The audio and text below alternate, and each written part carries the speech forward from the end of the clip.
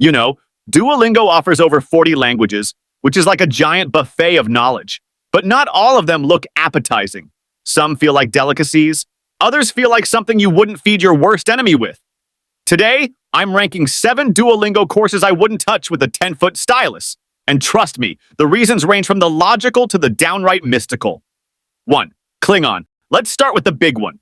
A fictional language for a fictional race from a TV show that peaked decades ago. Learning Klingon is like buying an 8-track player in 2024. Weirdly specific and entirely unnecessary. Unless you're planning to cosplay your way through life, I'm not sure when Nukan EH, hello, will save the day. Plus, Klingon sounds like a cat hacking up a hairball. You do you, Trekkies, but I'll pass. 2. Navajo. Okay, now let's get serious for a second. Navajo is one of those languages that deserves way more respect than Duolingo can offer. This is a deeply rich, endangered language tied to an entire culture and history. It feels wrong to gamify it with little green owl pop-ups. Learning Navajo deserves real commitment, not 5-minute sessions between Subway Surfers runs. 3. Esperanto. Esperanto is like that one guy at the party trying way too hard to get everyone to join his pyramid scheme. The dream of a universal language is cute, but Esperanto feels like a linguistic Frankenstein, stitched together from random bits of European grammar and hoping for the best. It's a solution to a problem no one had, and honestly, it's giving I'm quirky and different vibes. 4. High Valyrian.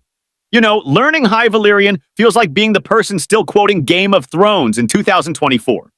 The show's over, the spin-offs are flopping, and here you are flexing your knowledge of Dracarys like it's still relevant. It's the linguistic equivalent of wearing a fedora indoors. Sure, it's cool for a hot second, but eventually people start asking questions. 5. Latin. Latin, the OG dead language, has been resting in peace for centuries, and I don't think Duolingo can resurrect it.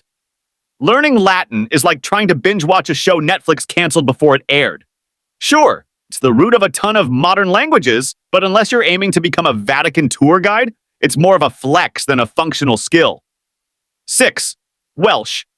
Now, I have nothing against Welsh. The language is beautiful, lyrical even.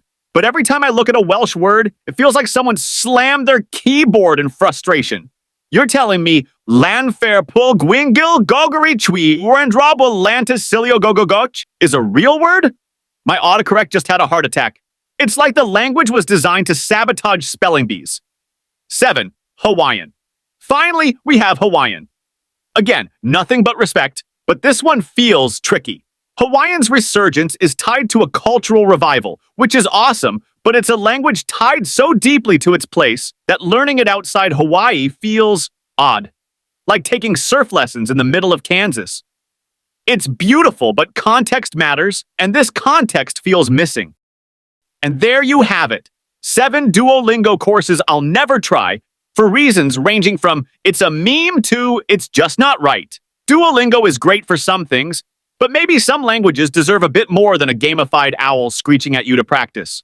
What about you? Are there any Duolingo courses you wouldn't touch? Let me know, and maybe we can bond over our shared disdain for fake languages and unnecessarily long Welsh words. Let's be real, though. As long as that little green owl doesn't threaten my family, I think we're good.